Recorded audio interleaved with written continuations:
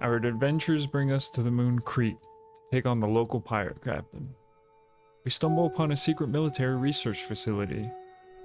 Who made this facility? What's its purpose? Let's find out.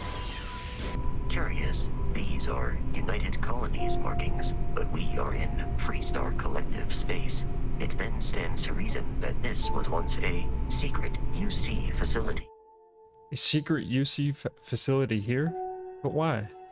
Why is it abandoned? Did the pirates kill everyone here? Or was it something else? As we go only a few feet deeper into the facility, we run into some sort of alien called a heat leech. Why is that here? As we make our way up the stairs into storage, we find no signs of life. Everything's been abandoned. Then, we slowly stumble upon a dead scientist, frozen and covered in dry blood. Looks like the body has been here a while. So much blood. I don't think the pirates did this. As we continue deeper into the facility, we run into pirates watching some sort of recording. The Terrormorph is loose! I repeat, the Terrormorph is loose! Do not engage! If you can reach Oh man, that was the best. Classic United Colonies. Put something in a cage until it kills you. One more time. What is a Terrormorph? We enter the living quarters. It's a mess. However, we find our first computer. Perhaps this can give us insight into what's going on here. Journal, January 13, 2306. I can't believe it. I got the posting. The United Colonies Xeno Warfare Division is now official. I can't even imagine the amount of red tape they had to cut through at MAST, but it's long overdue, and I get to be a part of it from the ground up. My official title will be Associate Xenobiology Technician, and I ship out in 3 days. Amanda is upset, but I reassured her I'll have plenty of leave and will be back in New Atlantis all the time. I'm still not sure where I'm going, definitely somewhere in the United Colonies space. Guess I'll find out when I get there.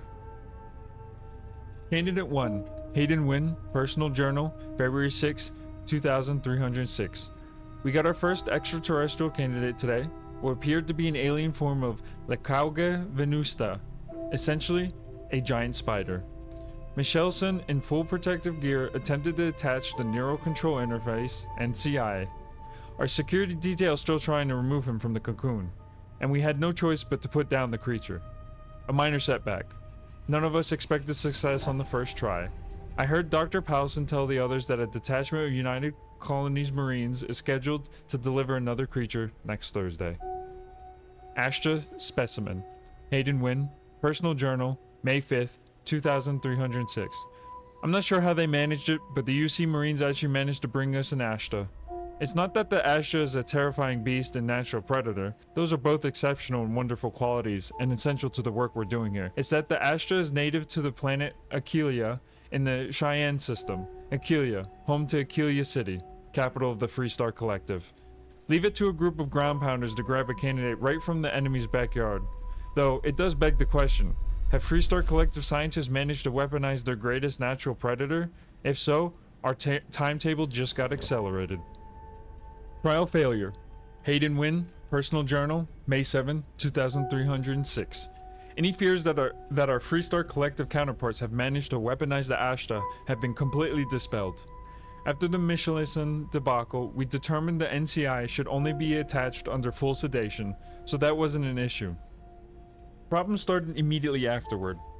The Astra proved incredibly resistant to synchronization, and we never achieved control fidelity beyond 47%. Dr. Chin's arm was nearly ripped off 5 minutes into the first trial. In short, the Astra simply can't be controlled. If not by us, then certainly not by the Freestar Collective. Dr. Paulson has been in touch with Colonel Kasarov. Looks like the Marines will have another species collected and dropped off by this time next week. More disappointment. Hayden Wynn, Personal Journal, May 12, 2306. Another creature, another failure. No fault of the UC ground pounders. We wanted the Predator, and they delivered. These things were so alien. Paulson had a difficult time deciding on a designation. Opted for Reptans Venenum. Shame we couldn't properly sync the NCI. Those things would have been spectacular. Especially the poison. New specimens. Hayden Wynn, Personal Journal, July 6, 2306. Marines dropped another few specimens off this morning, totally unscheduled. Best way to describe them? They're arthropods, the alien equivalent of Homerus gammarus. Basically, giant space lobsters. Very promising giant space lobsters.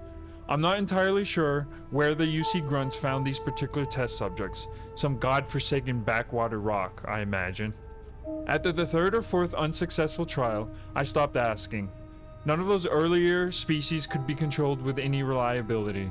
As noted in my earlier logs, their natural aggressiveness made them effective weapons, but a bullet is less than useless if the gun keeps turning itself on the shooter. But these new creatures possess a perfect natural disposition, non-aggressive, even docile, yet capable of defending themselves with deadly efficiency when threatened. And when they do go on the attack, they're terrifying. So, we'll see.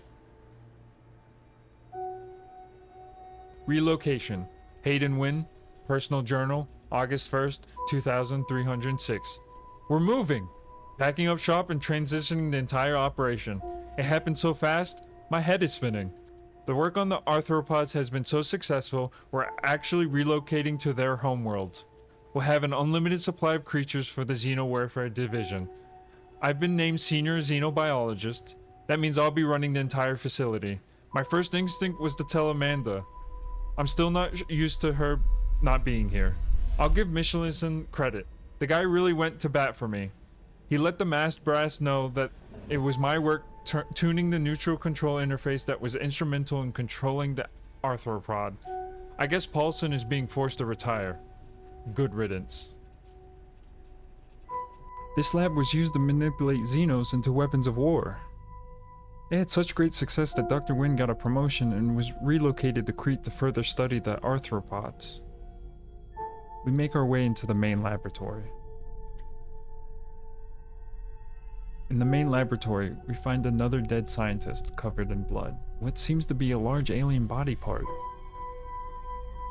Wow. Look at that broken cage. Look at all those scratches on the floor.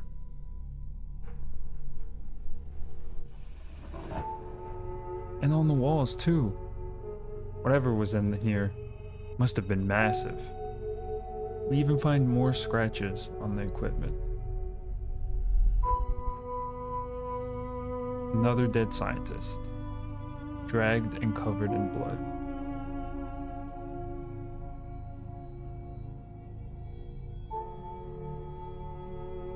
Look at this scientist. Even tried hiding in the container. Poor fella. We make our way into the office of the main laboratory. There, we find a computer, waiting to tell a story. Project Petshop. Hayden Wynn, Senior Xenobiologist, Kreet Research Facility, Project Log, February 11th, 2307.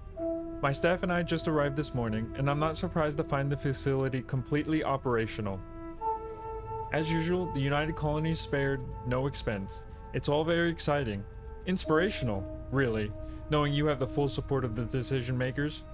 I have to admit, I was surprised to learn that the lab is a closely guarded secret, located in Freestar Collective space, no less, but we go where the work takes us. Xenowarfare is the evolution of armed ground conflict. We know it, and the Freestar Collective surely knows it as well. Forget what the calendar says, this is 1942 all over again. We may as well be the Manhattan Project, racing to create the game changer before the other side. So, to that effect, I'm overjoyed to officially announce Project Petshop Phase 1 is a go. Arthropods. Hayden Wynn, Senior Xenobiologist, Kreet Research Facility. Project Log, March 3rd, 2307. The arthropods are, in a word, incredible. Calm, easy to work with, and they even allow themselves to be fitted with the NCIs without much trouble. Synchronization has, thus far, been nearly instantaneous. and their control fidelity has remained in the 95% to 97% range. They've passed all environmental survivability tests as well. Hot, cold, low, or no oxygen.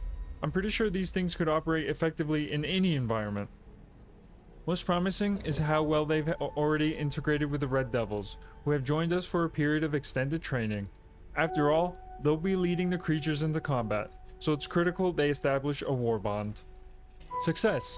Hayden Wynn, Senior Xenobiologist, Kreet Research Facility, Project Log, August 7th, 2307. After months of testing a variety of extraterrestrial species, I'm overjoyed to report that we finally found a species that will serve as the backbone of the United Colonies Xeno-Warfare Division. The arthropods are everything we hoped for and more.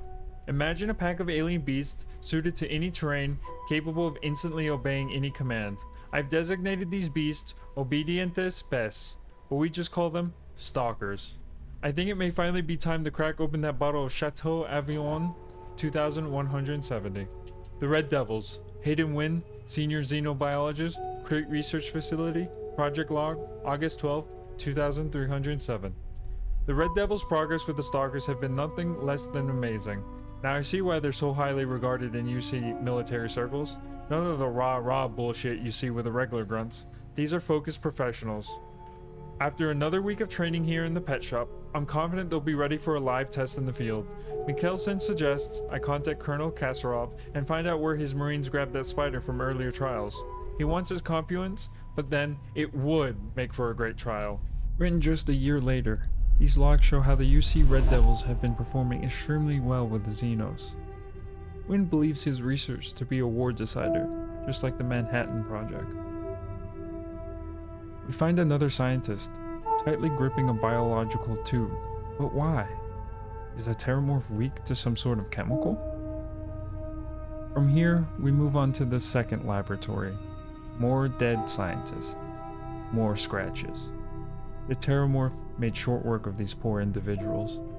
Within test 01, we find another computer.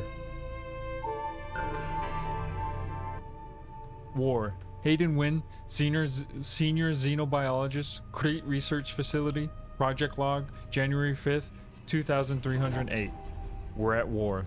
By establishing the colony of Vesta, the Freestar Collective have forced the UC's hand, the unmitigated gall, thinking they could establish control over a fourth star system. Such a flagrant violation of the Treaty of Narion. Our diplomats tried to resolve this peacefully, but the Council of Governors wouldn't listen to reason. Apparently they claimed that Vesta was not a colony, but rather just an insignificant farming outpost. Nice try. By all accounts, the Red Devils and Stalkers worked in perfect unison, and the results were everything we could have hoped for. No Red Devil or Stalker casualties. Vesta's defenders were apparently taken by complete surprise, which greatly contributed to their fatality rate 93%. This is a great day for the Red Devils, a great day for the United Colonies, and a great day for Xeno warfare. No, it's not lost on me that this classified facility is actually located within Freestar Collective space. So goes the great game. Phase 2, Hayden Wynn, Senior Xenobiologist, Kreet Research Facility, Project Log, April 5th, 2308. It's finally time. After a number of successful missions with the Red Devils, the Stalkers have proven to be exactly the weapon we had hoped for, so it's time to expand our operations. MAST has finally approved the next stage of this facility's operation, Project Petshop. Phase 2 will now commence. Stalkers, Hayden Wynn, Senior Xenobiologist, Kreet Research Facility, Project Log, April 18th, 2308. We've officially stopped work on the Stalkers. There are enough creatures in the field to serve the Red Devils, who haven't been here to train in over a year. If they need more, we can easily gather some from the planet and fit them with NCIs. But from this point on, our focus is on Phase 2. Heat Leeches. Hayden Wynn, Senior Xenobiologist, Kreet Research Facility, Project Log, May 1st, 2308. Throughout the settled systems, from civilized worlds to backwater bush towns, pilots have had to deal with a nuisance known commonly as the heat leech. I've had my own unpleasant experience 4 years ago at the New Atlantis spaceport. My transport was delayed while the deck crew removed a few of those filthy little things from the aft thrusters. They're attracted to heat, feed off it through some endothermic process, so thrusters are the perfect place for them to hide. that can take a full afterburner burst with no ill effects. No ill effects on the heat leeches, that is. A ship with an infestation can generally expect a 3 to 5% drop in thruster efficiency. Working with the heat leeches has been interesting, if not entirely satisfying. We have 11 of them in the lab, and by all accounts, they're completely innocuous save for their heat siphoning properties. But what if there were a way to weaponize them? Perhaps artificially enchant their heat siphoning to completely and instantly disable a ship. Or, even better, to somehow reverse the process so that they transfer their own heat into a ship. Today, I fear, we lack the means to do either. These logs were written years after the previous ones. The UC and Freestar were at war over colonization, and the Stalkers performed exceptionally well. Dr. Wynn stopped the project on the Stalkers and moved on to Phase 2, a study of heat leeches and other Xenos. But where is Dr. Wynn? Look at those cages. They're massive. And those scratches. These must be Terrormorph cages. On walking into the office, we find what we've been dreading. Dr. Wynn. He didn't make it.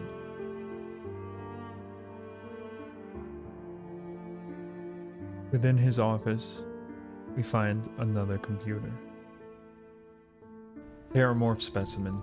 Hayden Wynn, senior xenobiologist. Kreet Research Facility. Project log, August 15, 2310. Thanks to the UC Marines, we now have the second prize of the puzzle, a fully grown alpha predator. According to my research, a group of astrogeologists made first contact nearly 100 years ago on some remote moon. The creature didn't appear to be indigenous and was alone. There's currently no record of how it got there, so it was sheer cosmic chance that the astrogeologists found it, or rather, it found them. Scientists were quickly to categorize it Accisio Machina, roughly killing machine. The UC Marines tasked with taking it down chose a simpler name, Terrormorph. I read the official record once. Of the 8-person squad, only 2 of the grunts survived, and one of those 2 lost a leg. Such an exciting time to be in Xeno warfare. NCI fitting today. Hayden Wynn, senior xenobiologist, Kreet Research Facility. Project log, August 20th, 2310. Today, we fit the Terrormorph of the NCI. If our experience with the grunts first dropped off the creatures any indication, our sedation window will be around 15 minutes. We'd better make them count. In those 15 minutes, all hell broke loose. Within his office, and in the storage next to his office, we find 2 voice recordings. The Terrormorph is loose. We can't stop it. When we tried to sync with the neural control interface, it just completely flipped out. Broke through its containment chamber like it was made out of paper. It killed Michelson, Cobb, and Sumatri in all of 1 minute. I'm not even sure where it is now. It took off deeper into the facility. A security detail went in after it, but good friggin' luck. When I know it's safe, I'm going to make a run for the comm relay. Try to call in the cavalry. This is Hayden Wynn, lead xenobiologist. Wishing he had gone to dentist school like his parents wanted. We're all dead. The comms relay has been trashed. The whole room is trashed. We can't call for help. I can hear the Terrormorph roaring somewhere. And more people screaming. Alone, afraid, hopeless. Those were the feelings of Dr. Wynn in his last moments as the Terrormorph hunted his fellow scientists. This lab was made as an instrument of war, turning Xeno aliens into UC killing machines. It worked for the lobsters, but the scientists lost control when it came to the Terrormorph. Dr. Wynn leaves behind his wife, Amanda. Is the Terrormorph still out there? Maybe. The least we can do for Amanda is hunt it down. Maybe one day, when we're stronger.